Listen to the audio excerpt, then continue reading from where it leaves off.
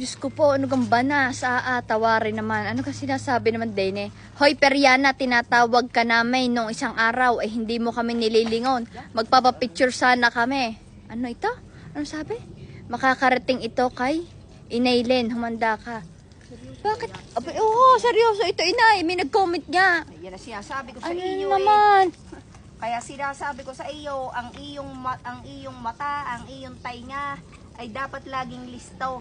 Pagkagayang may natawag sa iyo tapos hindi mo napapansin, lagi ka na lang ang butbut mo yung cellphone eh. Aba, alangan naman. Ano eh? May natawag sa iyo, hindi mo naririnig. Akala nyo naman siya hindi nabutbut na cellphone. Inay, paano ka naman? Siyempre ako nagtitiktok, nagko-content. Minsan naman eh, mahina rin ang aking pandinig. O, yun nga Sa eh. iyo, pagka nasa sa pampublikong lugar, wag cellphone na cellphone.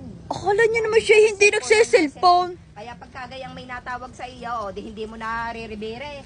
Aba, eh, inahimik siya naman nga eh, hindi. Bakit naman sa inyo naman din yung nangyayari ito? Ako'y maulinig, at saka ako'y hindi nagsese-cellphone pagka ako'y, Dinadahilan pa yun ng inay ang aking pagsa-cellphone. Ipasensya na ho kayo ha. Hindi mo narinig kung may natawag sa iyo. Ay, hindi ko nga baga nadinig. Hindi ko baga naman alam kung saan bagang banda ito eh. Sabihin sa iyo, diyan ikisuplada. Hindi ako suplada. Hindi ako isnabera. Huwag ko kayo maniniwala din sa inay. Ako hindi suplada, hindi isnabera. Sabi ko kaya sasabihin. Oo. Hindi nila sasabihin nyo. Tinyo kayo lang naman na nagsasabi. Tinan nyo, sila, wala naman silang kinoment na gayon. Oh. Sinabi? Ang sabi lang ay hindi, Hindi mo nga pinapansin. hindi na si pinapansin, pero hindi nila sinasabi na ako'y suplada.